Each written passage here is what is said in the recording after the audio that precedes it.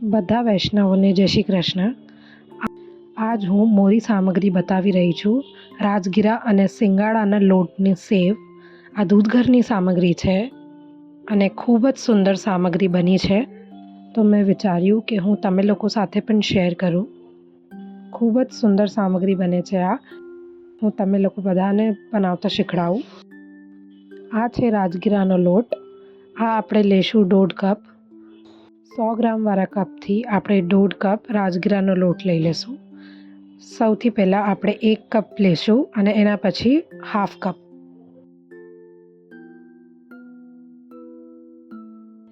આ 1.5 કપ આપણે રાજગીરાનો લોટ લઈ લીધો છે। હવે આપણે 1/2 કપ સિંગાડાનો લોટ લેશું। જે વૈષ્ણવોના ઘરે દૂધઘરની સેવા છે એ આ સામગ્રી ઠાકોરજીને પ્રેમથી ધરાવી શકે છે। બંનેને મિક્સ કરીને આમાં આપણે અડધી ચમચી સેંધા નમક પધરાવશું।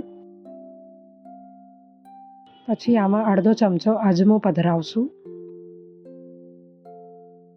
1/4 ચમચી લોંગ પધરાવશું। મસાલા તમે તમારા અકોર્ડિંગ ઓછું યા વધારે કરી શકો છો।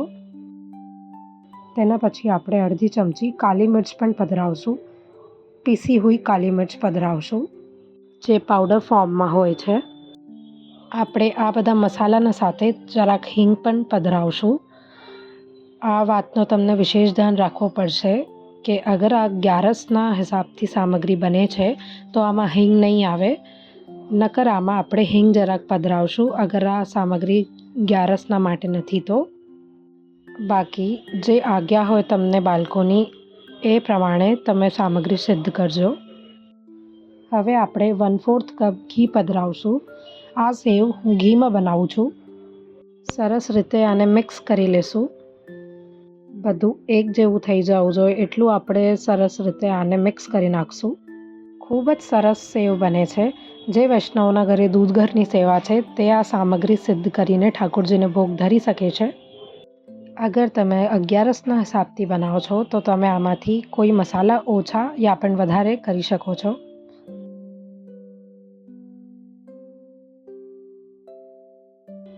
જલ લેશું, એને જરાક ગરમ કરશું અને લોટમાં પધરાવશું। બહુ સરળ અને બહુ જલ્દી બનવાવાળી સામગ્રી છે। જુઓ આપણે આ હિસાબથી લોટ બાંધી લેશું, વધારે ટાઈટ નહીં ના વધારે ઢીલો। હવે આપણે 5 મિનિટ માટે આ લોટને રેસ્ટ માટે રાખશું। ત્યાર સુધી મેં ઘી ગરમ કરવા રાખ્યું છે। જ્યાર સુધી ઘી ગરમ થાય છે ત્યાર સુધી જ આને રાખવાનું છે।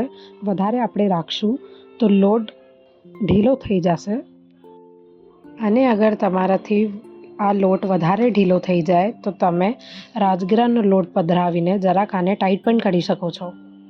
આ સેવનો જારો છે જેનાથી હું સેવ બનાવીને પધરાવીશ। ઘી ગરમ કરવા રાખ્યું છે। મારો પૂરો પ્રયાસ છે કે હું તમે લોકોને ગુજરાતીમાં પણ વિડીયો શેર કરું। મને ઘણા ગુજરાતના વૈષ્ણવે કીધું છે કે તમારી હિન્દી ભાષા અમે પ્રોપર સમજી નથી શકતા, એટલે મેં ગુજરાતીનો પણ ચાલુ કર્યું છે પ્લેલિસ્ટ।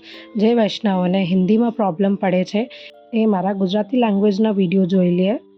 હવે આપણે જરાક પાણીનો હાથ લેશું અને લોટ ઉપર લગાડશું અને જેમ સેવ ઉતારે એ હિસાબથી સેવ ઉતારીને બનાવશું।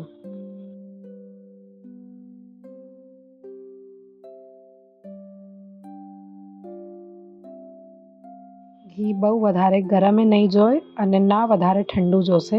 મીડિયમ રાખવાનું છે આપણે ઘીને અને આ હિસાબથી આપણે સેવ ઉતારી લઈશું।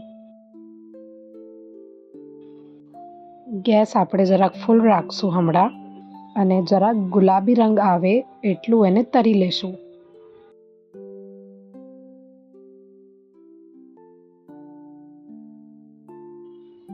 મેં આમાં કોઈ પણ મિર્ચ નથી પધરાવી, ખાલી કાલી મિર્ચ જ પધરાવી છે। તમે લોકોને હરી મિર્ચ પધરાવી હોય તો એને છાનીને એનું પાણી આમાં પધરાવી શકો છો। બહુ જ સુંદર સેવ બની છે, એકદમ ક્રિસ્પી અને ખૂબ જ સુંદર બની છે, પ્રભુના લાયક। આ જ પ્રકારથી બીજી વાર પણ આપણે લોટનો ઘાણ આ હિસાબે પધરાવશું।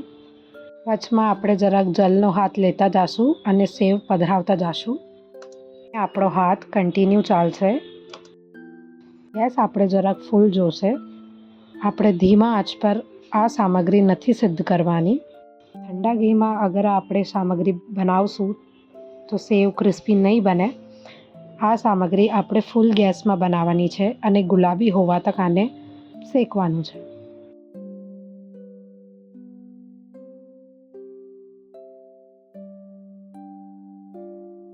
ખૂબ જ સુંદર અને ક્રિસ્પી સેવ બને છે. આ પ્રમાણે આપણે બધી સેવ બનાવી લઈશું. તમે લોકોને અગર ઉપરથી મસાલો પધરાવવો હોય તો એ પણ તમે પધરાવી શકો છો. મેં આના અંદર જ બધું મસાલો મિક્સ કરી દીધો છે. તમે લોકોને આ સામગ્રી તીખી કરવી હોય તો ઉપરથી મસાલા પણ પધરાવી શકો છો.